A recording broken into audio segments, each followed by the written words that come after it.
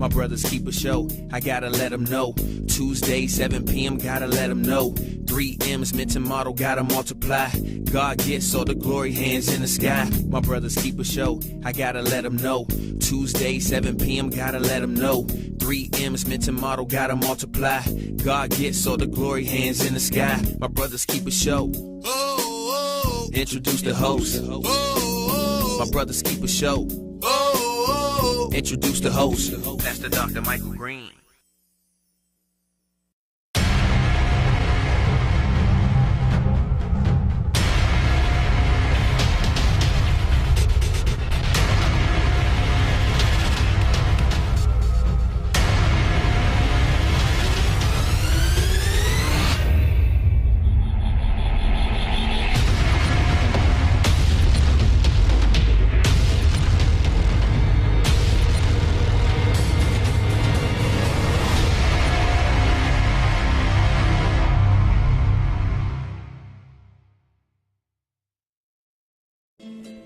Are you hungry yet? Come on over to Peru's Chicken, where we're cooking up mouth-watering Peruvian-style dishes like quesadillas, tacos, burritos, yuca, arroz con mariscos, camarones a la parrilla, charbroiled chicken, fresh salads, and so much more. Our friendly staff at both of our locations, Lanham at 9001 Annapolis Road in Lanham, Maryland, or Mitchellville at 12106 Central Avenue in Mitchellville, Maryland, we are ready to serve you. Just come on in. Y claro que sí, hablamos español. Peru's Chicken. ¿Tengo hambre?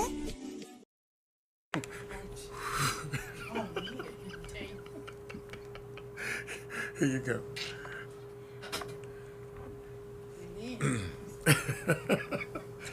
Some out or in. And that's next week. Oh.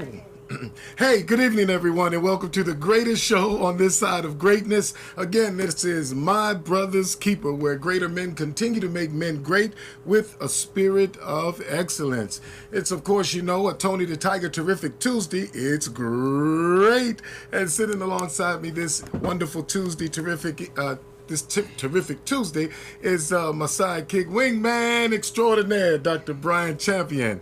Also like to welcome Dallas-Fort Worth area, San Antonio, Texas, Raleigh, and Durham, North Carolina, Winston-Salem, North Carolina, as well as New Jersey, Maryland, Washington, D.C., and the Virginia area in the house. And we're going to travel all the way over to the West Coast, Pomona, California, as well as Ontario, California, San Diego. And we want to welcome the Imani Christian Cathedral under the leadership of Bishop Jelani Kafela. Thank you for your support. Also, Bishop James B. Walker of the Christian Methodist Episcopal Church. Again, thank you so much for your constant support. The call-in number tonight is 301-429-9247, 301-429-WBGR. Also, remember, you can download the WBGR app on Fire Stick, or you can just tune in to Roku and pull up My Brother's Keeper. And remember to please like and share, like and share, like and share. Please. I'd just like to give a quick shout out to our 2019 graduates that have walked across the stage, our high school graduates. Congratulations, congratulations. Keep up the great work. Okay, just want to do some housekeeping rules to right quick. Remember, next week we're going to be having Pastor Keith Battle in. He's off at the 21st. I'm sorry, corrected by my producer. The 21st, we're going to have Pastor Keith Battle from over at Zion Church, and his book, Side Chickology, Why Men and Women Cheat. And definitely going to be a stellar show. Definitely tune in on the 21st of May. Also, if you're following along with us on Meditations to Improve the Lives of Men by Reverend Joseph Deck III, we're into week 2, and very powerful week. He's dealing with, can a man be content? Isn't that something? Can a man be content? And I thought this was so powerful. Just want to read a little out of it. Trials in life have a way of testing your faith beyond your intellectual understanding. It is easy to love God when your bills are paid, there is a roof over your head, and you have a job, your relationship is healthy, and your body is well. Contentment is easy when life is good, finances are flowing, and you are walking with strong swagger. But then he goes into when those challenges arise and the bills aren't paid, you don't have a roof over your head. Where is that contentment? And he speaks about the contentment is in God. So when we understand our contentment within God through a stronger relationship, then we are able to overcome the obstacles because of our relationship, therefore allow us to remain content in whatever situation that we are in. You wanted to say something? No, I just saying that contentment, people often confuse contentment with complacent. And so they strive not to be content because they say, hey, I shouldn't be complacent. I should always be striving for more and to do bigger and better things. But there is a place in God where contentment is fine. And the fact is that one thing we have to do is observe and look at what's around us and learn how to enjoy it. Yes. Because although there may be greater things ahead, you don't want to miss out on the blessings of today. Yes. Pursuing promise of with tomorrow. the focus on the future. Yes, because God has a blessing for us today, just as he has a blessing for us tomorrow. So being content means understanding where we are today and enjoying our relationship with God and God's blessings in this moment. Amen. Definitely a powerful week, and something that I've been meditating on, and just being abase and abound in whatever state that I'm in. And it's contingent upon my relationship. So when I go into my prayer time, I'm in a place where I'm releasing all of it and then regaining focus, refocusing on, what needs to be done. And that, what? God has given us the breath of life. I can still see, I can still move, I can still operate my limbs. And some of those things we just really overlook oftentimes. So definitely learning how to be content. So I believe that, yes, a man can be content, and those are ways that he can be content. I do know that we're leaving this week to go to a Ministry to Men conference up in Atlantic City. That's right. Yes, on Friday, the New York, Washington region is having its Ministry to Men's retreat. Brother Smoke, if you're listening, go ahead and put all the info out there for all those who haven't already registered so that they can get registered. And I believe in the registration cost, they're going to take care of a lot of good things for you as far as some meals, some books. That's right. I think the two books that are the primary books that you'll also be receiving that as part of your registration. So looking forward to the Fellowship of the Brothers, and looking forward to spending some time with you as well. Yeah, on the road, right? Yeah, that's right. Road trip. Road trip. That's right. When is it best to have your, that's when your dog changes into your road dog. The road dog. The wingman shift. That's right. Yes, sir. Yeah, we're always shifting, but that's okay. I'm looking forward to it. Also, some time away and just fellowship and sitting under the Word. That's always a good opportunity to sit under the Word. So, Brother Anthony Smokes, if you're on, can you drop a flyer on the in the thread so that everybody can look at that? Again, it's going to be in Atlantic City starting this Friday and Saturday, 2 days, Friday and Saturday. Yes, that's and right. And you're going to get a good goodie bag. That's right. I'm looking forward to my goodie bag. A good goodie word, and some good goodie eats. So this conference is going to be a triple threat. That's all right. Come on, somebody. Yes, sir. A good road trip. That's right. So definitely. Okay, so let's go right into. So let me just say, as I was looking through some threads, I got emails from some members of your church about a event that's coming up at St. Matthew. I believe it's Women's They call it Women's Season, not just Women's Day. Yeah, Women's Season, And, absolutely. and so what I did notice that one of the faithful listeners of this broadcast Yes. is going to be bringing the word in Dr. Valerie Everett. Yes. And so I'm looking forward to. That's going to be on May the 26th, and it's our Women's Day. Definitely, it's going to be a powerful occasion. We do have Pastor Dr. Valerie Everett, Tate Everett, coming in, and she's going to give a powerful word. And this is Women's Season, That's and we right. definitely celebrate our women.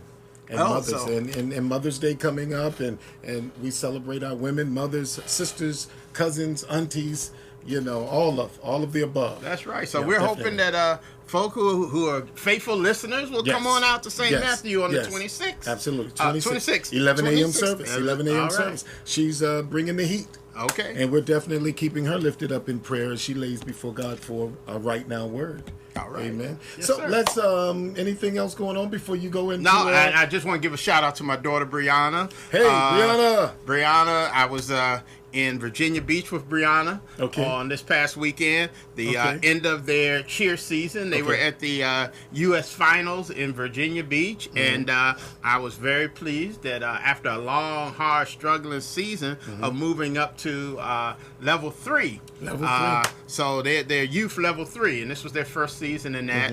And then they brought home a title this Okay. past weekend. So Okay. it was What was very the title? exciting. What was the title? Well, they were the level 3 youth champions Amen.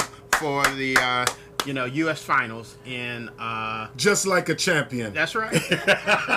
Well, the girls tried so hard this year, and I they saw, were so faithful. as you were going through a thread also, and I saw her doing her backwards. What is it? The somersault, Right. backflip, Oh, something yeah. or another. I just know that when my daughter was working through it, I was like, please don't fall on your head.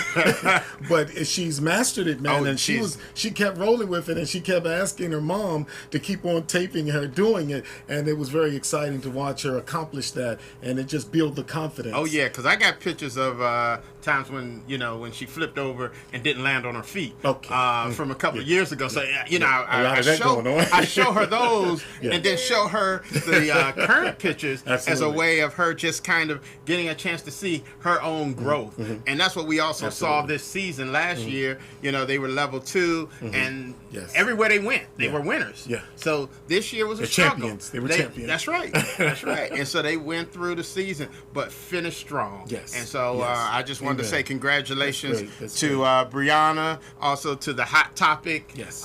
Jim, and the Triple Crown cheer team for their accomplishment. Amen.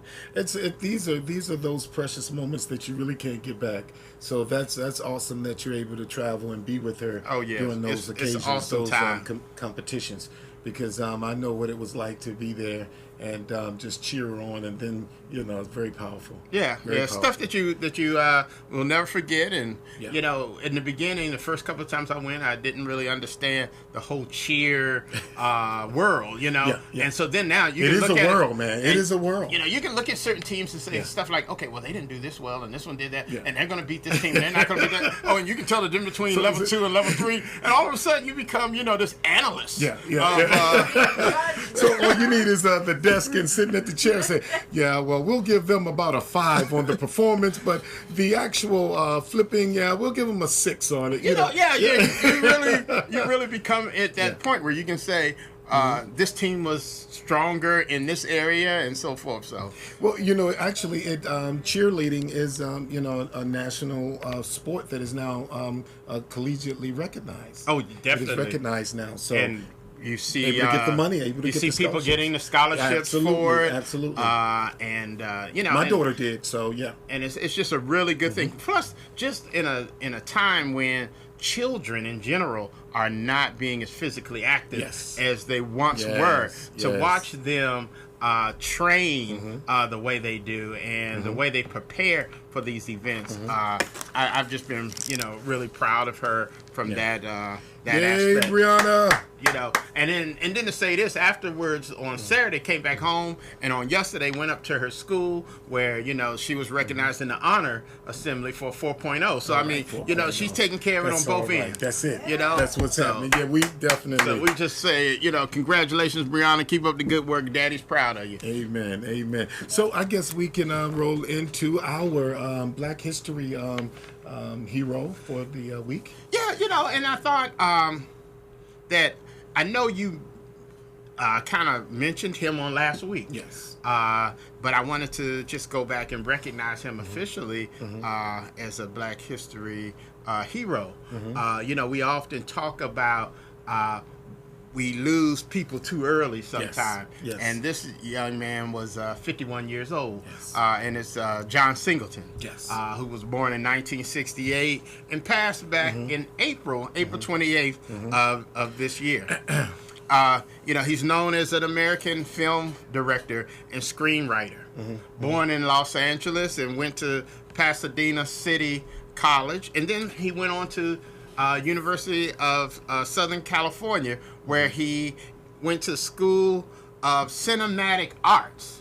I mean, that sounds deep, doesn't it? Yes, it does. And he enrolled in the film writing program. Now, when he first graduated from high school, he thought about majoring in computer science. But then once he got there, he made the shift to major in it. So we just, when I think of young people who are trying to determine what should they do with their career and their life, this is just one of those examples of it's all right to change your mind. He changed his mind from computer science and went on into film, and he was very successful. Last week we talked about some of his movies, and you can probably tell me which one was your favorite, but Boys in the Hood, Poetic Justice, Higher Learning, Four Brothers, Fast and Furious were just a few. What I didn't know is that he was the producer for the Michael Jackson video, Yes. Remember the Time, that featured Eddie Murphy and Magic Johnson. For Boys in the Hood, he was the first African American who was nominated as Best Director for the Academy Award. Yes. And at that same time, he was also the youngest of any race at 24 years old to be nominated for that honor. And in 2003, that he was actually inducted into the Hollywood Walk of Fame. So we're just so really proud of his accomplishments and what he has done. But before I go, just to kind of close it out, what was your favorite movie? My favorite movie was Rosewood. Rosewood, okay. Rosewood, where he he just spotlighted, he shined the light on the travesty and the rioting of black community, and it was in Florida, and how a white community went into the black community and rioted and hung. They lynched many African Americans, and so the way that he shined the light on it. And I believe even right after the movie, they began to receive reparations for that. So I thought that was excellent. Excellent. Yeah. And he stayed true to his call, and you saw that passion that he stayed true to. Oh yeah, and in so many of his movies, you saw that race relationship and that inner city life that he brought out and made it mainstream for a lot of people. And he was true to it. Yes, he was true absolutely. to it. He brought some integrity to it, because again, unless you've lived it, you don't really understand it. You can't internalize it to bring it out to allow others to see. So absolutely. Right, and and I just say this again, we lost him too soon. Yes. I wanted to recognize him today because one, as we said, he passed on the 28th of April. I believe his funeral was actually yesterday in Los Angeles. And as we really take some time, we've been talking about this as being Mental Health Awareness Month, but also it's National Stroke Awareness Month. And that he actually suffered a stroke on April 19th, which is where he, had complications that he passed from the complications of the stroke. And we just want to think about that as we look at young people who are having health concerns, and as we're talking about that, being aware of our health as we look at those things. And sometimes our legacy is not just about the work we do in the movies, but maybe also the awareness that he will spotlight in this health movement, that others might change their lifestyle, just being aware of him having the ailment. So we just want to recognize John Singleton today for our Black History Moment. Amen. Well, thank you for that, report on John Singleton. And also, we know that Luke Perry succumbed to his injuries to death, and I think he was 52. So it just seems to me that men are passing away due to stroke. A lot of men are having strokes today, and it's like coming. It seems like it's just coming out of nowhere. It's just like they're just stroking out. Right. And and sometimes we look at certain health conditions and we think that people who have money or who have the greatest health care don't suffer from some of the same things that individuals who are not as fortunate. But one of the things is that through lifestyle things of stress and strokes and heart attacks and other ailments are hitting individuals. And in many ways, one thing my doctor always tells me when I go to the doctor, he'll say, you can control strokes and you can control heart attacks. I mean, you never know when they're going to come. But what he's saying is that the probability is reduced when you are aware of certain triggers. And if you can manage those triggers, then you have a lower percentage of having heart attacks and strokes. Yeah, absolutely. Right now, we know that a stroke is sometimes called a brain attack, and it occurs when the flow of an area of the brain is cut off. And when the brain cells are starved of oxygen, that's when we call a stroke, basically. And then that's when the person died, when the oxygen is deprived. I mean, when the brain is deprived of the oxygen, that's when they die. A lot of times people die. And stroke is a medical emergency. It is important to get treatment as soon as possible. Oftentimes, I've known some people to get treatment right away and they recover. Oftentimes having some complications to work out in rehab, to like arms and legs, to kind of get the full mobility again. But I just want to run through a few stats here. Every 40 seconds, someone in the U.S. has a stroke. That equates to more than 800,000 strokes a year in the United States. In May alone, some 65,000 Americans will die of a stroke. Wow. And it says stroke is also the leading death in the country and causes more serious long-term disabilities than any other disease. And it is the second leading cause of death in black men. Wow. One thing I'll just say about strokes and, just being totally transparent and so forth. I had an uncle years ago that, called me up and said that, hey, I don't feel right, whatever. He said, I've been having problems getting out the bed and my leg, won't move the way it's supposed to or whatever. And, a few weeks later, I guess he was up and about trying to be his normal self. But then about a year later, he had a stroke and he was taken to the hospital. And during the examination, the doctors told him that wasn't his first stroke.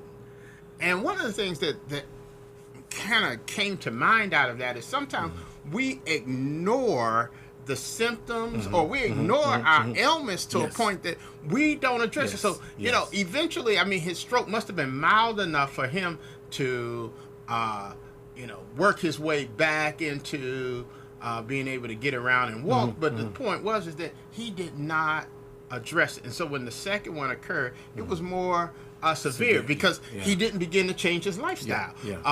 based on that knowledge. And I just say that because one of the things we have to be aware of is that these things sneak up on us. They don't always have. It's not like some clock counting down that tells us that's right. It's about to happen. Yes. So it just comes from nowhere, and so we have to be very sensitive and serious about when we don't feel right. Yes. About going to seek medical attention, and also being honest with people around us.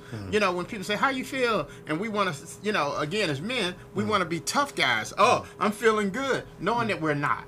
And sometimes people are looking at us and they're saying something's not right. Yeah, something's not right. Yeah. But we're not being honest enough to get the help that we need. So that's just an important thing I wanted to share. Absolutely. I just said 2 out of 5 African American men have high blood pressure, a main risk factor for stroke.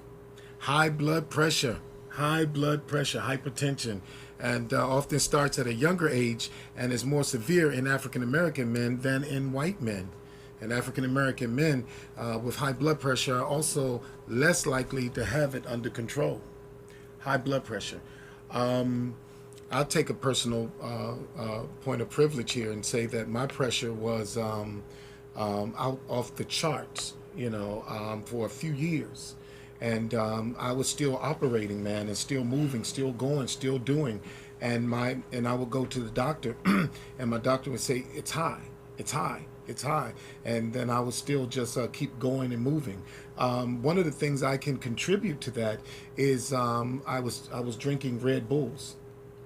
I was drinking Red Bulls, and so that was a major contributor because it was filled with sodium. Over the last 6 months to a year, my blood pressure has been stable. It's been low. I've been good. And so again, our eating and what we consume, and so a lot of things, ingredients that they put in foods, and I'll say it, leave those energy drinks alone. Right. Because those things will immediately raise your pressure and even heart attack or even stroke you out even. That's true. So we're looking to always meet the mark. We're always ready to, and we're not sleeping. We're not resting. So, and our body's not made like that. We have to allow our bodies an opportunity to rest so that we can recover, so that we can do what is necessary, in our daily life. Oh, I totally agree with you. And when you mention that and you talk about your blood pressure, and I'm sorry, if you don't mind me getting personal with you, I remember that one year we were at the conference, and they had individuals there. I wasn't going to tell that part of the story. I wasn't going to tell that part of the story. But they had nurses there. Excuse me. To do blood pressure checks.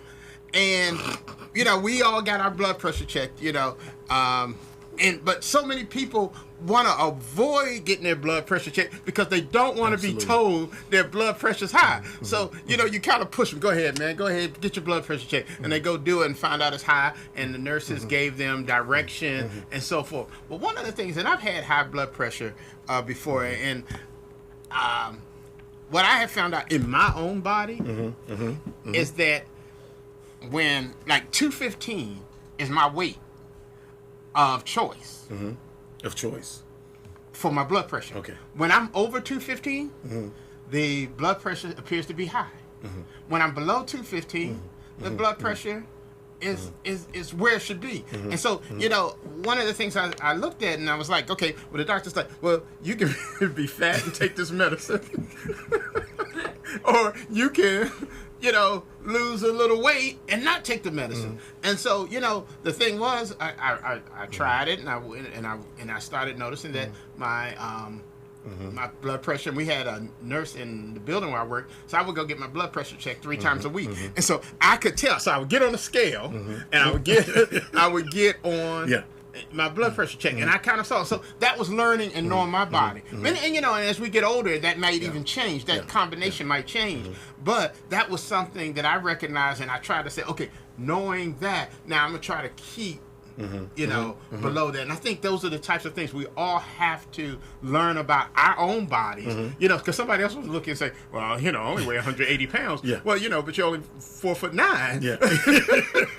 So it doesn't work. The same measurement doesn't work. But, just knowing our own bodies and learning our bodies and learning where we need to be with our bodies to, have our best health. Yeah. I actually remember that time that you're speaking about when we were over there, and then we were, and I can remember that I was drinking 5-hour energy drinks at the time, those little capsules. And again, my blood pressure was, again, off the chart. And I'm God thankful that we had nurses and Dr.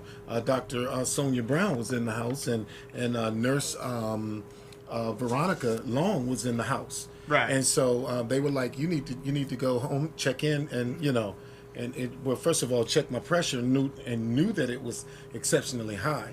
And then I think right after that, the next day, I went to urgent care to get that taken care of.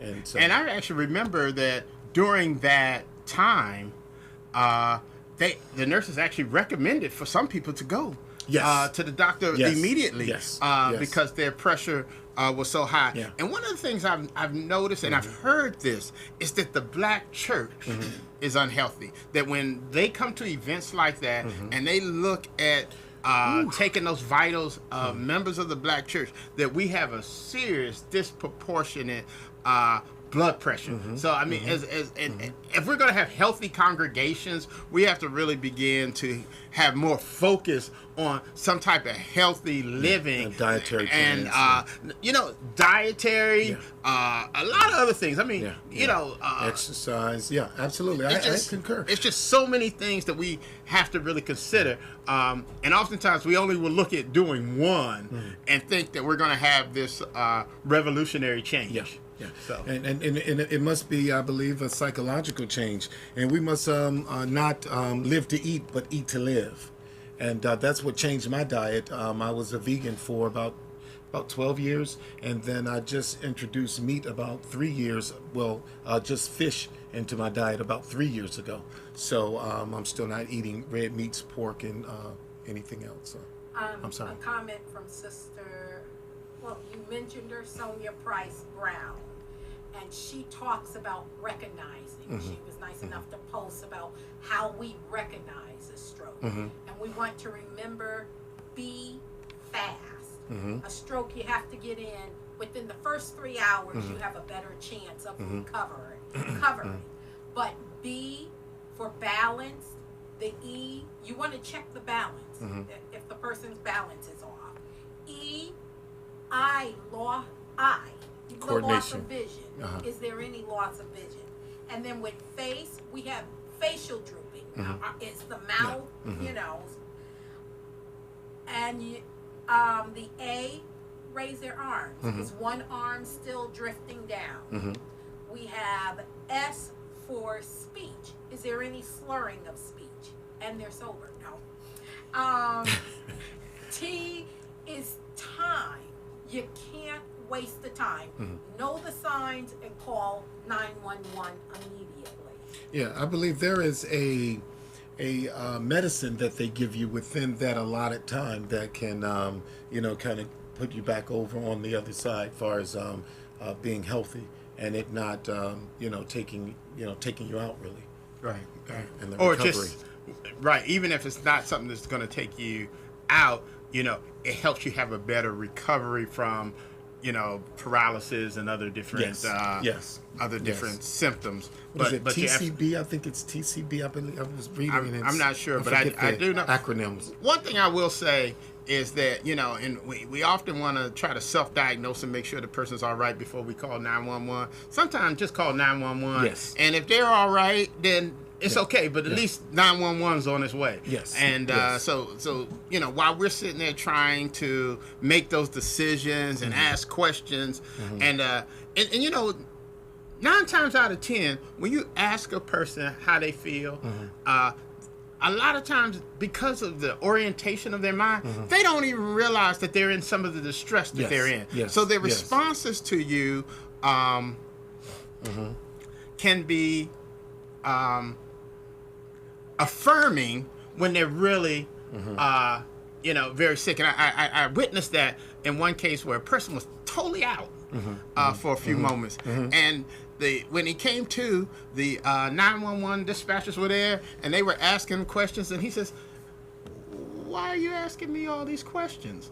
Because he was totally unaware of what had gone on around him, and all the rest of us are like, and he's talking and making sense.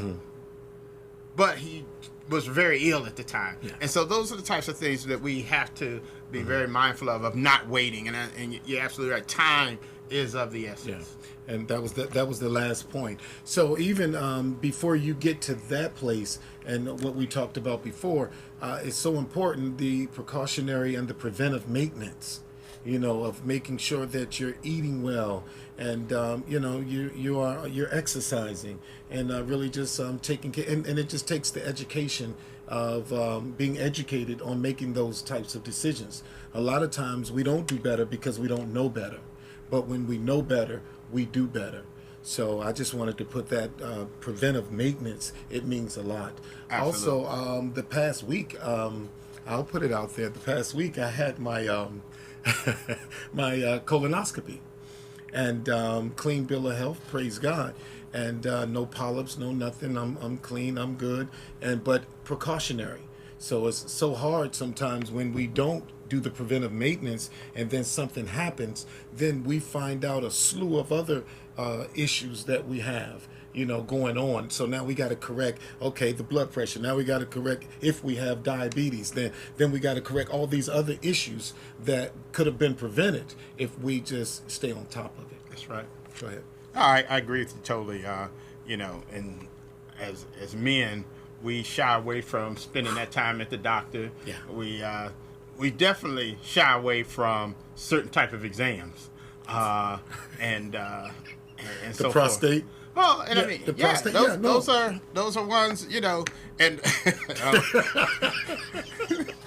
Go ahead, talk about it. I mean, because again, we need to know. And men need to know, and also know what it's called. When they start talking about the digital exam,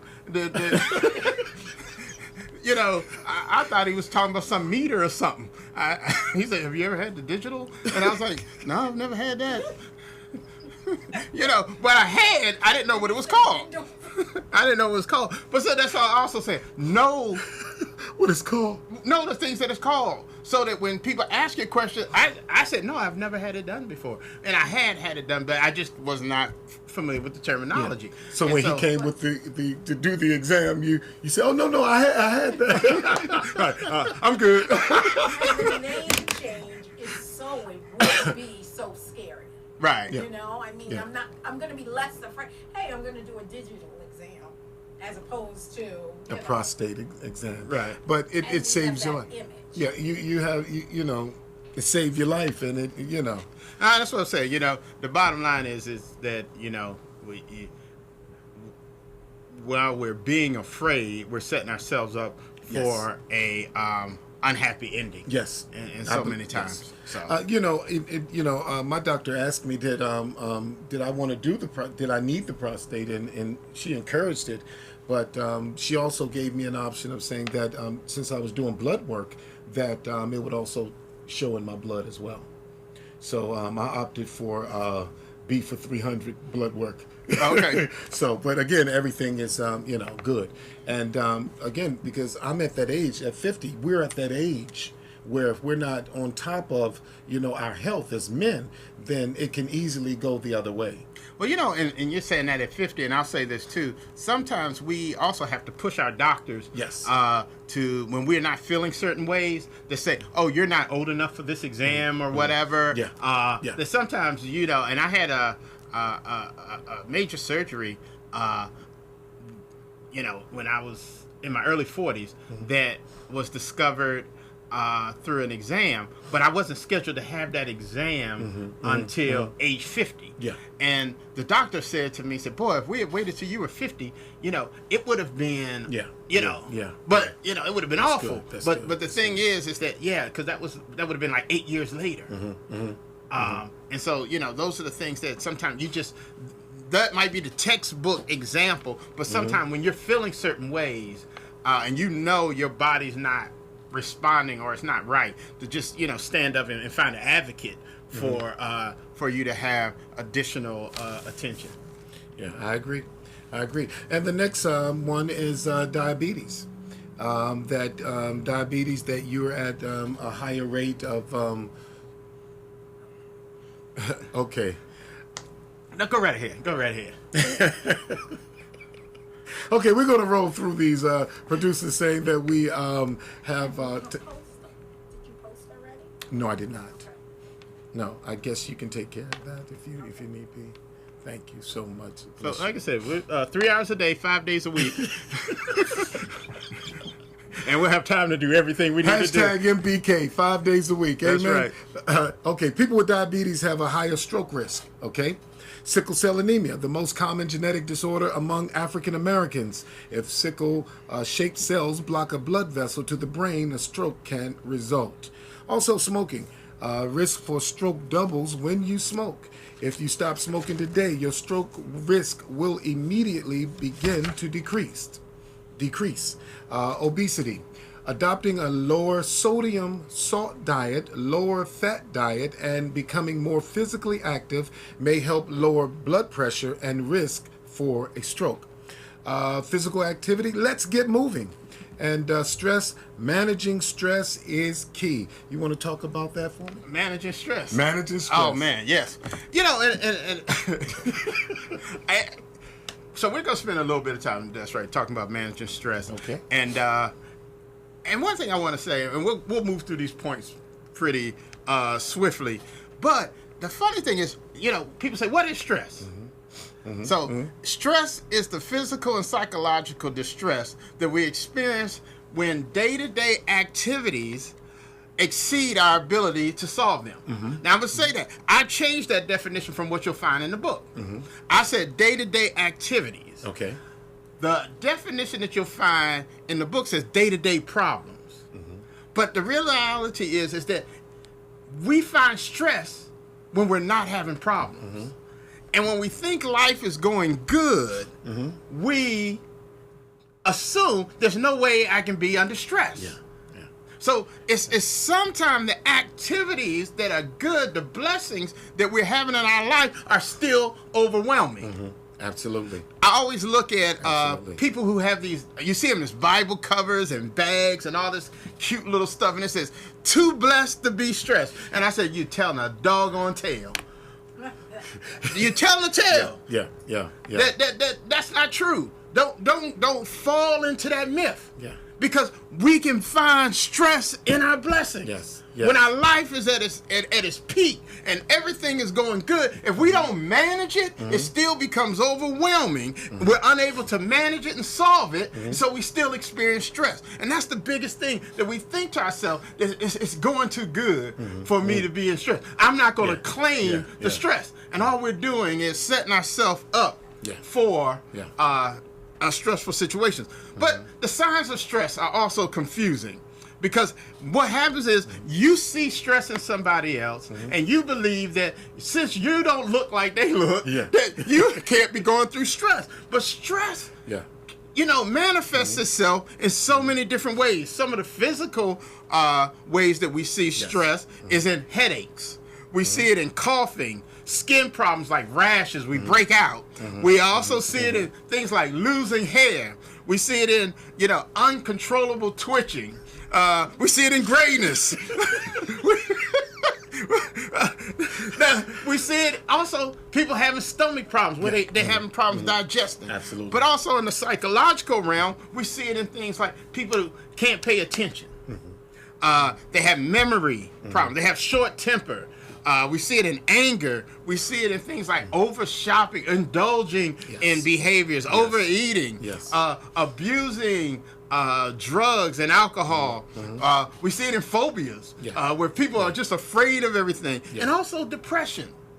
The one thing that we have to recognize when we start talking about what are the signs of stress is that stress attacks us in so many different ways that we have to be open-minded to us. And one of the things that stress does, it attacks and attaches things that are already some of our physical and psychological weaknesses. Yes. It's places that we already have ailments. So it's disguised. Yes. So if you're already having certain ailments of arthritis and all of a sudden you're feeling pain, you just keep saying it's arthritis and it's not stress. Yes. And what's happening is the thing is that we're having greater experiences or more intense experiences because of our stress. And we're going to post a lot of these points online as well in the thread, so that everyone will be able to take a look at it. So just want to say, Sister Norma Tyler, thank you for tuning in. Sister Dr. Sonia Price Brown, thank you for tuning in. Also, Dr. Valerie Tate Everett, thank you for tuning in as well. Thank you guys for watching this evening. So, as we look at stress and we look at the signs of stress, what we also have to do is look at the causes of stress. Yes. And I think that's also what we often ignore. What's causing our stress? And again, we attach the causes of stress as those negative things in our life. Let me get in my pocket right quick and get a quarter and put in the meter. Stay right there for a minute. Definitely. Go ahead. And what it is that we look at things. So you look at things that we think are bad. We look at death. We look at the fact that we have a job we don't like. We look at the fact that we're in a breakup, a divorce. We look at all of those things and begin to say that those are stressful. But we also ignore the fact that getting a promotion, Stress. the job that you love and want, is stress. Well, you know what? Even as you say that, even as I would just say pastors, the stress of a pastor, and even the psychological piece is that a lot of them have so much stress that a lot of them have. There's a enormous amount of pastors that have been committing suicide. Oh yeah. I mean, and there are where you hear that stress is the number one cause of individuals leaving ministry. Yes. Because of the stress associated with it. And the perplexity of it is you say to yourself, if God has called me to do this, and this is my calling, God's placed it on my life, then it's not supposed to be stressful. But actually it is. And it can become, Right, but it's recognizing that it's stressful and then becoming and understanding behavior that allows you to address and so that's what I'm saying. We just seem to ignore. We got a new marriage and it's going well. You're in love. You're happy. You're floating. But all of a sudden you don't recognize that two hearts are beating as one. It becomes stress. Yeah. And you start feeling guilty when you do think of it as being stress. But those That's are real. Those are just realities, and so what happens is we focus on sometime of the lesser stressors because they're the negatives, rather than some of the stressors that are dominant, but they're associated with Success. good. Yeah, get the success. So let's get into how we manage. Well, and what we have to do. One of the things we have to do before we begin to manage our stress is recognize how vulnerable are we for stress. And we got to really look at our lifestyle and how our lifestyle begins to increase that vulnerability. And then once we recognize and accept our vulnerability, because as long as you think you're not vulnerable to stress, you will not address stress. Yes. So it's that vulnerability. Now you can go on the internet and you can say stress vulnerability, and you can find little 20 question tests, and you can write 1 to 4, and if you answer certain things, it'll say I am low stress, high stress, or those things. And so these are free self-assessments that you can do on your own. But it's very important to understand your stress vulnerability. So now. You're right. What can we do to reduce stress? I am of the opinion, this is Brian Champion talking, I'm of the opinion that one of the largest things that that encompasses most of our stress is our lack of prioritization in our life and our misunderstanding of time management. And it's through all those things, it's through those things that when we look a little deeper into it, that we begin to recognize that those are some of the stress factors. Yes. So Yes. when we look at our time management and prioritizing, we kind of can put our life into about 5 or 6 categories of activities, and we got to strive for balance. And balance is what reduces stress. So we look at things like employment, health and personal maintenance. You know, our grooming, our rest, our the way we eat. Our family and home activities. You know, who are we caregiving? Do we have small children? Who else is at home with us? What are those relationships at home? How are the chores getting done in the house? Absolutely. Membership and service. You know, what is our relationship in the church and through other community activities where we have a outreach and somewhat of a social network. Then there's recreation and leisure, TV, movies, parties. You know, Tuesday night at 7 o'clock, My Brother's Keeper. Those types of things that become very important to your recreation and your leisure time. And then the last piece is your self-development, renewing you, growing you. You know, taking training and classes and things like that that are key, and having a balance between those. And I think when we look at it, we have to look at where are our priorities. And if we recognize that we put the proper amount of priorities on these things, and we look at my health is my priority, then I'm going to eat right. I'm going to exercise. I'm going to get sleep. If I realize that I have priorities around the job and I have other priorities, these are very, very important. But some of the real important things I just want to stress real quickly of our stress reducers. That's right. I'm stressing on stress. It's one, and everybody says it. It's the need to exercise. Exercise ain't got to be as deep as, you know, going to the gym every day and you know, bench pressing your weight. You know, it's a good to have, but it's not mandatory for good health. Okay. But, you know, just finding ways to work in, they say that 20 minutes a day of accelerated heart rate is good exercise. Okay. You know, if you're bored running around a track, you know, find ways to walk up the steps at work. You know, walk to the store. I used to always laugh, and my mother used to say to me, why do you walk to 7-Eleven every day? And I would go and get a Arizona iced tea. I'd come back with one iced tea, and she said, every day you walk down the store? I said, that's my exercise. and You get a sugary drink. you know, I told her, I said, hey. To work it off. But I told her, I said, you don't get like this by just sitting, by going down there and getting 5 and 6. But you know, just little things that we can do to increase our activity. I like when the commercial come on out, do some push-ups. Right, those are to things. keep it going. Yeah. You know, and when I remember when I was younger and I was trying to really keep in shape, I used to watch TV, and I would sit on the stationary bike. Okay. And I watch the show, and when the show goes off, I've been on stationary bike for an hour. So there's things that we can do to kind of do. Well, I was doing it from 9 to 10. That was my routine at that time. Now the question is, could I finish the commercial? But another thing is, and this is something we really do not do. Or they can get on their stationary bike and watch My Brother's Keeper Tuesday at 7 p.m. That's right. And you get a whole hour of relaxation, recreation, leisure. You get it all, exercise all at once. That's right. Another thing is, and this is where brothers mess up, that women have the edge on us, man. And that's relaxing.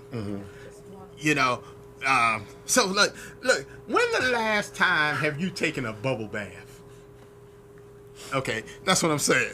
Brothers do not take bubble baths. I mean, you know, it's just like unheard of or whatever. I was in a hotel the other day, and they had this big jacuzzi tub, that deep tub and all that. I'm looking at it, I'm like, yeah, that's nice. But I'm not getting in there. But that's one of the things that really help us relax is spending time in those warm baths. Massages. You know, I love massage. You know, but brothers are like, I don't want nobody touching all on me. You know. Want a man massaging. But but the thing is, regardless, they that's something that's good. Mindfulness and meditation. Sometimes just sitting alone in a dark room, spending some time where there's nothing else, where all the noise Silent. disappears, and where you can begin to meditate or speak with God in particular. Well, one thing that I'd like to just interject is that at the end of my day, I like to go to my think chair and just lay there and just relax and just be at peace. And just think and replay the day's events, certain decisions I could have made better, or certain choices, that I made that I didn't even need to make, or just replaying my day. Yeah, and it's a renewal. Yeah. It's an opportunity for renewal. And I remember hearing a brother say one time how he goes to a certain place in his house, and when somebody else walks in the room, because he has other people who live in the house with him, how the mood of the room changes. Yes, absolutely. And so that's why sometimes you just got to do it alone. You got to be by yourself in order to get that They'll time come in and start talking. Right. Or just turn on the light. Change the channel. Just different things that go on. Shift, And I'm not going to say much about this because we've talked about it earlier. But the other thing is eating right.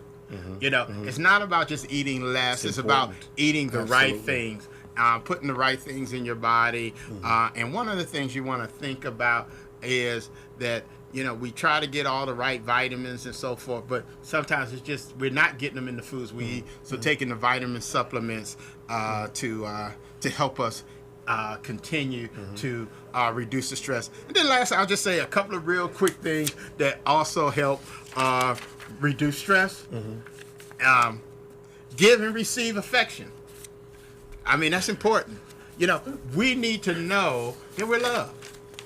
And we're not always talking about the man, female romantic love. But have you ever seen how in church sometimes when you just go over and you hug somebody and they just feel your spirit and it changes their mood, or somebody comes and grabs you because you share an affectionate moment with them that's so important.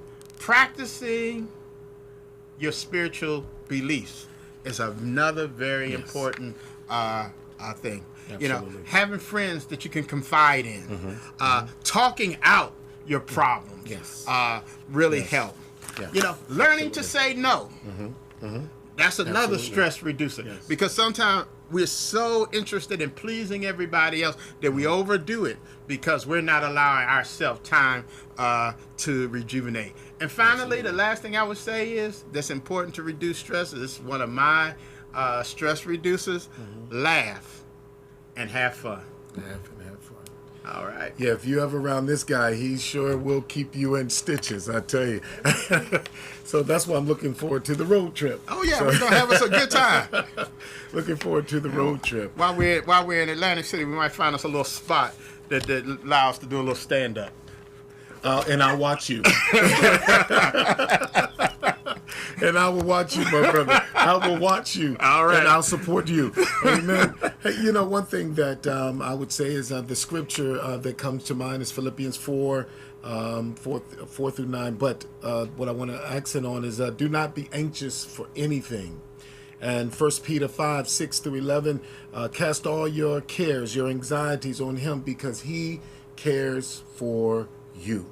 God cares for you. So those are when you talk about edifying and your spiritual beliefs and your relationship with God, centering yourself, and that's so key.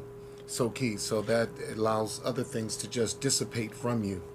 Well, hey, ladies and gentlemen, this has been a very informative, educational segment, and we're dealing with stress and stroke. So definitely, I'll be putting some things in the thread so that we can become better.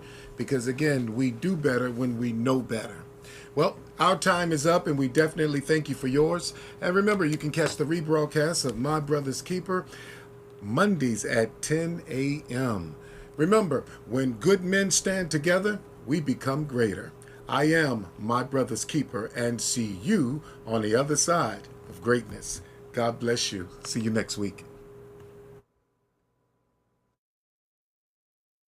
My brothers keep a show, I gotta let them know. Tuesday, 7 p.m., gotta let them know. 3 M's, mental model, gotta multiply.